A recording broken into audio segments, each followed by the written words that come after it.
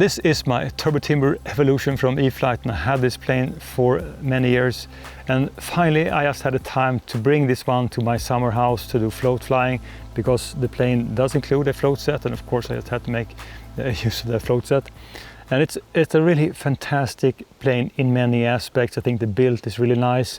You have all these features with flaps, LED lights, and as I said previously, the float set is included. I also really dig three-bladed propellers on all RC airplanes, because they have kind of a smoother sound to them, and I like the power also.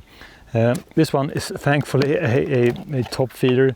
So the only negative I can say about this RC airplane are two things. First of all, you have these Velcro straps that E-Flite uses on many RC airplanes, and I don't think that these are really good, because the hooks and the smooth surface, they just wear over time, so eventually these won't work. So it's much better to have a kind of a more robust Velcro than like FMS uses on many of their RC airplanes. And the second issue then is, I know that many have had overheating issues of the speed controller inside, and it's kind of the same on mine also. So on many RC airplanes I could do at least like 3 or 4 flights more or less in a row.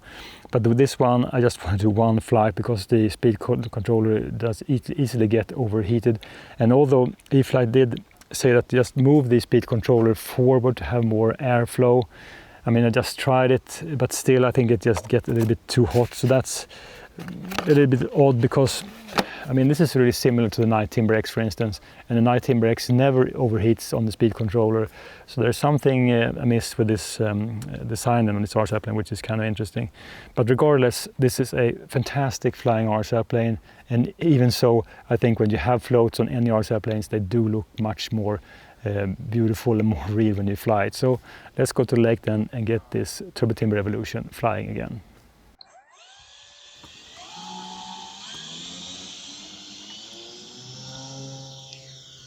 Very nice takeoff today. Just a little bit of wind, nice sky. Pretty warm also.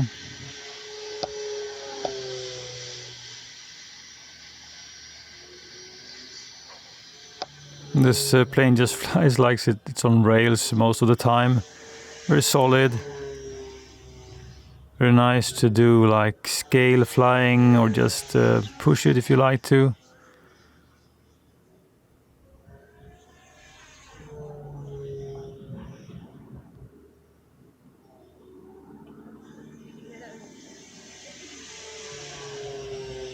I think it does have a nice swooshing sound, and also from the wing, and I really have no problems with the prop sound. It's a three-bladed prop, which in general terms means that it does have a more pleasing sound than two-bladed. Two-bladed might be more efficient, but on the other hand, I do prefer three-bladed, and I also put a three-bladed on my Night Timber X, with a Turbo Timber motor inside, which is just a really great match also for the Night Timber X. So when you do push it like a little while, you do get telemetry warnings then from the speed controller inside. And the speed controller, it does also get a little bit on the hot side. So I wouldn't do more than maybe 1 or 2 flights in a row, and then just let it rest, because I've experienced sometimes then that the speed controller has actually just started to limit the power draw. But since I just moved it forward, I haven't really run into that problem, and I also reduced the number of flights I do in a row with this plane. Of course, you will experience it more in the summer than in the winter.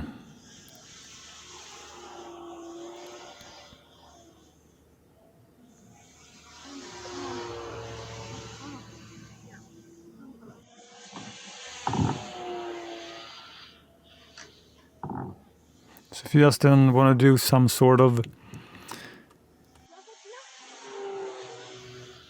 gentle flying, have a well-controlled plane, I think that this Turbo Timber Evolution is just the plane you would like.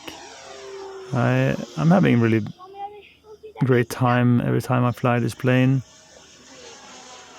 Now, it's difficult just to tell which plane is the best, because I mean, the more you get to learn a plane, the better it becomes to you, for instance. So some planes that when you just fly them the first time, you might not like them, but then over time, as you get used to them, maybe you learn some quirks or just how you're supposed to fly them. I think then that most good planes just becomes your favorite planes. So I'm really having a difficult time just to pick one, but this is most definitely in the top 3 segment then of all RCL planes I've flown. And still I do prefer like lighter RCL planes. So for instance, I really like the FMS Ranger 1.2 that is so lightweight. I also have the really old and discontinued, sadly, the Hobby King TL2000, which is a 1.1 meter wingspan, which is just a fantastic flying plane. I mean, the build is just really questionable, but it looks great, and it's just a so fun plane. I really haven't, I really cannot say that there is anything odd going on with that plane. So, I mean, there are just lots of different float planes. I also have the RV7, which I modified then to do floats. And now I can feel that the wind is just kicking up. So it's kind of interesting being like in the northern part of Sweden, because the weather does have really fast changes. So it can go from sometimes just in a matter of minutes, just be a nice and sunny day, and just go into kind of a crazy rainstorm or something. So it's just something to be aware of when you fly, like in this kind of climate. So, and also as I'm standing like having like a line of trees behind my back, and there's a lot of turbulence, so sometimes it can be difficult just to judge which way are you supposed to land in.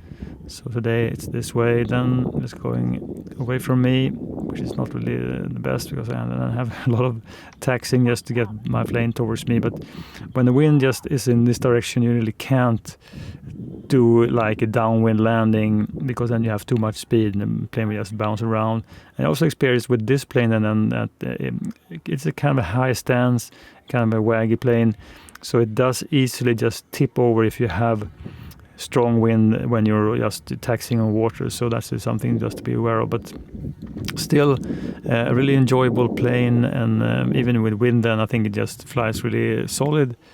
So I will certainly just come back to this plane and show more really enjoyable flight then from this Turbo Timber Evolution.